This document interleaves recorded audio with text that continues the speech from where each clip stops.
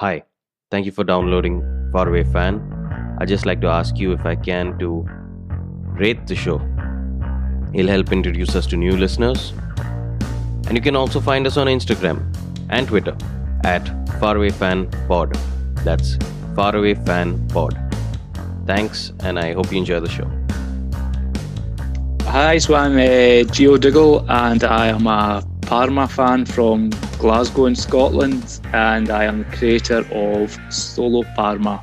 Hey Gio, how are you doing? I'm very well, thank you. Thank you for having me on. Thank you. I know you've been busy. You want to tell the guys what it is that you do? Yes, I've been busy. I work for a PPE supply company, so I've been busy dishing out masks and gloves and coveralls all over Scotland this past week or so. So it must be really tough this time, right? Yeah, it's very, very, very tough just now. I'm cut down to working 4 days a week at the minute. It's just tough getting supplies of PPE in at the minute, but when it's coming in, it's going to the correct places, which is good to the hospitals and things like that. So yeah, busy boy at the moment. I always offer the guest some coconut water. And seeing as how you're my first international guest, I'm going to be finding that a little difficult. But I have something for you. Yeah. So I'm just going to send that to you. There you go. Okay, let's have a look. Aha! I like that. Thank you. So it's a little gif of a coconut tree having some coconut water. Brilliant. I think it'll be the only coconut tree in Scotland just now at the minute. One day I'll get a real one from you. Done.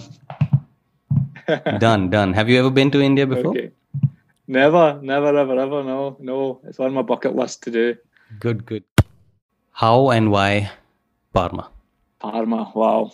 It's just, as we were talking about earlier, actually, my very first footballing memory, actually, the 1994 World Cup as an 8-year-old kid. As I said to you earlier, I can't really remember much about the tournament, but Baggio and Pagliuca, and from there, I was only 8 at the time, but from there, Right. that's when I started getting an interest in the Italian football.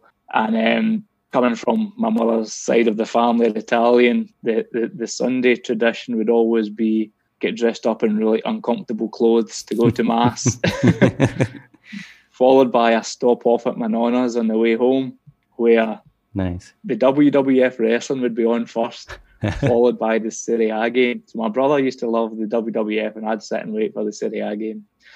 And this day, it was November 1995, and Parma were playing AC Milan. Wow. And Parma happened to play a 17-year-old goalkeeper called Buffon that day. And at the time, I had just started playing football for a local club. I wasn't really enjoying it that much. I wasn't very good. I was kind of forced into goals because I wasn't very good doing other things, and I really wasn't enjoying it. But then this Sunday afternoon, I sat and watched this guy, and I was blown away. His performance that day was unbelievable, and just everything about him, the way he carried himself. He had on the strip he had on was brilliant, and from that day I thought, yeah, I want to be that guy. And so from there, after that game, I was in the back garden every day with the goalie gloves on, and I started playing as a goalkeeper, and I followed Parma ever since then. Brilliant. And then he obviously broke my heart in 2001. But my love for Parma never stopped there. I continued to follow them, and we've had some ups and downs since 1995, that's for sure. So you said your mom is Italian. Yes, my mother's side of the family are Italian. My father's side are Scottish. Ooh, and those Sundays at your grandmother's house, tell us more about that. I just remember lots of noise and food. And I was always a quiet kid, so it was always a bit intimidating for me. But I was just happy with them. When it was always me and my brother would always go into the room, and as I say, he would watch the wrestling, and then he would go away and I'd just sit and watch the football for the afternoon. So that was a little Sunday tradition. But I always remember the thing that sticks in my mind was my mum used to dress us up in these awful matching clothes, me and my two brothers, and it was so uncomfortable having to sit through a mass and then go home and watch the football in it. But good times. It was good fun. You told me last time that your family ran a little. Yeah, they had a little fish and chip cafe. Oh. Yeah. So they ran that, and as I say, we would stop off in there from time to time. It was particularly a Sunday. I always seem to remember. But no, yeah, good memories. So it was. So your grandmother, was she a football fan? So she was actually from just outside Rome, but she was a massive Celtic fan, and she would sit and watch. She wouldn't watch the games, but also what she would do is sit and watch teletext, old school teletext, and watch the scores, and that would update her from there. So that's what she used to do. Yeah, so from there, that's how a lot of my cousins and things like that, they're all Celtic fans through that. There's only a couple of us went the Italian route. One of my other cousins, he's an Inter fan. And, nice. as I was telling you, my brother, he went with the Scottish side, and he's a Ayr United fan. So there's a bit of a mix. Those Sundays must be fun, man. Yeah, they were. It was a long time ago now, but yeah, it was good fun, good memories. As I say, plenty of food, plenty of noise, plenty of people there. So no, it was good. It's a bit more chilled out now. It's just me and my dog that sit and watch the football on a Sunday. So tell me about Ayr. What's it like in Ayr, Scotland? Yeah, the seaside town of Ayr. Today it's lovely. The sun's out. I've had a nice walk this morning down the beach with my little dog. No, it's a nice place. It's where I was born and raised. It's probably about 30 miles south of Glasgow, just on the coast. I made the mistake a few years ago of moving away and moving to the city of Glasgow, and came back within a year. So can't go too far away from my mother. She stays only 10 minutes away, so I need to go and get my dinner from time to time. But no, it's a nice little town. As I say, it's just right on the coast. It's not too far away from the city if you want to go there. So that's good. Happy medium. I work through in Glasgow, so it's nice to work in there, but being able to get away as well, right? And come back home to Ayr. That's nice. Nice place if you like golf, by the way. Oh yeah. Yeah. Plenty of golf courses in Ayrshire. No, I'm not. I mean, I don't follow. I'm not into golf either. So your local football club is Ayr United. Ayr United. Yes. Okay. What are those attendances like? How big? Oh, probably somewhere between, I don't know, 1,000 and 2,000 each week, maybe just over, something like that. I don't tend to go often. My brother has a season ticket, but it's cheaper for me to go and watch a Serie A game than it is to go and watch a Scottish Championship game. Yeah. Are you serious? Yeah. Really? Seriously? Yeah. Obviously, it depends who you're going to watch. But I could get, a ticket to go and watch Parma could be between 15 and 20 euros, whereas to go and watch, the Scottish Championship, it's between 16 and 18 pounds. So it's quite. It's probably on a par, but it's a lot of money. Put it that way, to go and watch. But don't get me wrong, I'll go from time to time. Sure. My dad forces me into it. I'll go along. But your heart is with Parma. That's the thing, yeah. That's the thing. And that's the thing for supporting a football club. I feel, I can see it with my brother when he goes to watch Ayr. There's something inside him that really means something. He's got a connection there. And it's the same with the guys that support, I see the guys that support Celtic, I'll go to a Celtic game, I'll go to an Ayr game, but it doesn't, there's not got that feeling inside, that emotional attachment that you get, when you go and watch Parma, whether it be at the stadium or at home on the TV. There's just a connection there. What's your earliest memory of Parma? But you already told me about that. Maybe we can talk about it some more. You said 95 game. 95 game, yeah. It was just at the time, that the Milan team they were up against, the players, Baggio and Weah, guys like that. If I remember correctly, 93 Ballon d'Or winner was Baggio. 94 was Weah. Yeah, that'd be right. Yeah, and so this 17-year-old Buffon is facing two Ballon d'Or winners on his debut. Yeah. And it just looked like the guy had been there doing it for years. He was just so calm, and some of the saves he was pulling off, it was outrageous. And he wasn't, he just wasn't phased at all by guys like Baggio. And I'm pretty sure he got man of the match that day. And from there, I don't think he really looked back from there. And that was a nice time to start, because, as I say, I think after that, I think Parma went on like a 5 or 6 game winning streak after that. I didn't lose for 5 or 6 games. So for the next few weeks I was watching, I was like, hey, this team's pretty good, actually. So it's down to, it's down to Buffon, really. Your story starts with Buffon. Absolutely, yeah. That's where it all started. And then from there, obviously, that connection grew, and even after he left, it was clear it was Parma that I was a supporter of, and not Buffon after that. Parma went through some rough history those years. Yeah, they did. There's a couple of. Well, they had obviously had some good times as well. Obviously the 98-99 season, we won UEFA Cup. But yeah, there's been some rough times. Obviously, there was the Parmalat catastrophe with the bankruptcy. Then obviously the more recent one, just a few years ago. I was actually just looking today. Is actually the 4-year anniversary of them getting promoted from Serie D into Lega Pro. So it was. Wow. So it's crazy to you see them back in Serie A and people always ask you about them. Going on, and when will they start winning trophies and getting into Europe and things like that? And you're like, hold on a minute. 4 years ago they were playing in Serie D. Yeah. Calm down. But no, there was some turbulent times, obviously. But it seems to be in a good place now. Run well, run by people that are, have Parma at heart, and the town as well as the club. So it should be, fingers crossed, when all the nonsense is by, there'll be some good times ahead again whenever football returns. I'm just going to run through some names. From what I remember, some of them, and some I had to look up. But a lot of legends passed through those doors, man.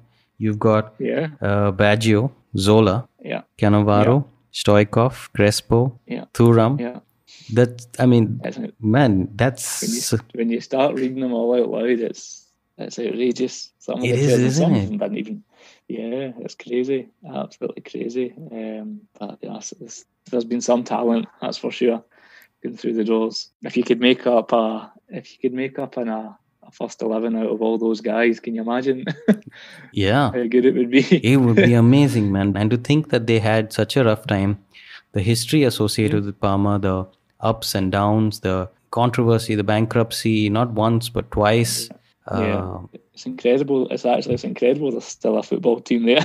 Yeah. When you think about all the things that's happened. But it's that spirit, that sense of, there was always that community. So tell me about Parma. You've been there a couple of times. I think you just need to look at the first season in Serie D, where the season tickets surpassed the previous season tickets sold when they were in Serie A. So that tells you. Yeah. That tells you everything you need to know. The whole community is obviously behind the football team. So I read out some of those names, those legends, but now I want to talk to you about your team legend. There's only one. There's only one man. Alessandro Lucarelli. What a man. Things that man done for the club is incredible. He was just an inspiration when everything that was happening was going on. Kits not getting washed, or not being a team bus, all that kind of thing. And he stood up. He was a spokesman for the fans. He just done everything. He just done everything. And at the time as well, he could easily have left and went and played still in Serie A for a couple of seasons. But he made a promise to stick with Parma and get them back to Serie A. And it's amazing that he done it. Absolutely amazing. But just an inspiration. Everything a captain. When you get the definition of a captain, there should just be a picture of him there, because he's everything. He was inspirational. He's a leader. He led by example. The way he conducted himself, he was he stood up for all his colleagues, his teammates, everybody. Brilliant, absolutely brilliant. He's got his autobiographies out in Italian, but I think there might be an English version coming out. So if you ever get a chance, you should give that a read. Yeah, I do. I looked it up, and I do want to read that. He's an amazing guy, man. There'll be some incredible stories in that. He's still with the club. Yeah, he's still there in a kind of director type role. He's still there. Yeah, but he's the man should have a statue. That's no doubt about it. But he's just unbelievable. Unbelievable. So you said you played as a kid as a goalkeeper. Parma has some interesting goalkeeping history there. They do. They've had some good ones throughout the years. Like Claudio Taffarel, right. Luca Bucci, obviously Buffon. Yeah. After him, who did they have? Sebastian Frey. The one I really, really liked, was Antonio Miranti. I thought he was excellent when he was at Parma. And obviously he moved on when all the bankruptcy happened. And now we've got Luigi Seppi, who he's given his second season now. He's starting to impress. He had a few shaky moments last season, but he looks a lot more solid this season. So they've always had a decent list of goalkeepers throughout the years, that's for sure. Unfortunately, none of them was me. There's still time. I'm only 34. There's still time, yeah. You can make it. I'm a free agent. He's not getting the credit they deserve. Just this season, I think the two boys at the back, Galliolo and Jacopone, I think the two of them have been brilliant all season. And they consistently do it every week, but nobody really talks about them. They just go about their business. I think Parma would be lucky to hold on to them, to be honest, coming into next season. But maybe the fact nobody's talking about them might be a good thing, because it's all the usual kind of flair players and the guys that score the goals that get the credit every week. But the guys at the back have been brilliant, absolutely brilliant. I'll include the whole back line, actually, even Bruno Alves, maybe not so much as Darmian, I'm not sure about him yet, but those three at the back have been brilliant. But they're just not, what it's like. They're not the poster boys, so they're not scoring goals every week, so they kind of go unnoticed a little bit. What I find interesting is that whenever I talk to fans of Italian clubs, they are always talking about defenders. Always. Mm-hmm. The legends are always the defenders. Yeah, and I think modern football now, it's a dying art. Yeah. Defending properly. You look back at some of in particular in Italy, like Maldini, Baresi, Nesta, these kind of guys who actually took a pride in defending. Yeah. You watch some of the football now, you watch some, in particular in that English Premier League, some of the defending is absolutely awful. Maybe it's just what I was brought up watching, these great defenders, and being a goalkeeper myself, I would rather I get more of a buzz out of seeing a great tackle or a great save rather than a goal. I don't know, maybe it's just the way I was brought up as a kid watching football, I don't know. Parma, like we were talking about earlier, they've had a lot of big names come through. You guys have got one young player who you've listed as somebody who you'd like to see more of. The player I've mentioned was Jan Caramo, who came from Inter. Like most of the Parma squad this season, he's been struggling with injuries throughout the year. And I just think he would be... when he's played, when you see him play, he just looks energetic. He gets people off their seats, And I think he could be... I don't think Gervinho will be there next season. I hope, anyway. He won't be there next season. And I think he could be the ideal replacement for him. There's definitely talent there. It's just using it in the right way. I think he could be a good player. Really good. As I say, the raw talent is definitely there. And at times he's showed little flashes of brilliance when he has played. But again, it's just getting him fit and giving him a run in the team. So I would hope maybe next season, we might see a bit more of him, because as I say, I can't see there being a future for Gervinho. Hopefully he comes in and takes his place well. So who are Parma's biggest rivals? Biggest rivals locally, you'll have the Juventus games are always tasty. That's just from the history. Competing against each other back in the 90s and the 2000s. Locally, you've obviously got Bologna, the other rivals, okay. and Reggiana. That's the main kind of Parma rivals. But I've yet to experience a Juventus Parma game. They can be quite tasty affairs. So how often do you get to Parma? I'll go. I'll try and get 3 or 4 times a year. So I always go February.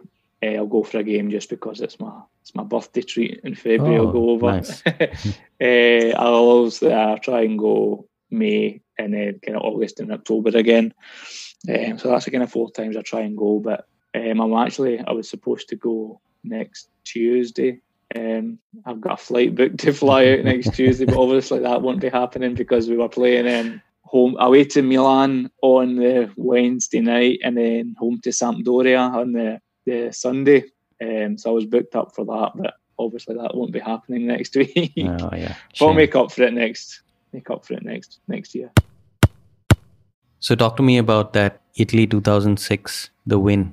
It was just one of those, when you look back, and it was just one of those summers. I was only 20, but not a care in the world really. And I don't know why, but it probably wasn't, but I just remember the weather being so nice and being in beer gardens watching the football and going to my cousins and my uncles to watch the Italy games, and it probably wasn't as good as I made it up in my head as the years have gone on, but I just think back to that summer and think it was just, wow, what an incredible summer it was. And it's my favourite World Cup. Maybe I'm being a bit biased, but I don't think there's been a good World Cup since the 2006 one. When you look back at the players that were at it, you had both Ronaldos were playing. I mean, the guys in the Italy team, they were incredible. You look at even the England team that had, Beckham and all that were still playing. And Portugal had Figo and Ronaldo in the same team. It was just some of the players that were on display were incredible.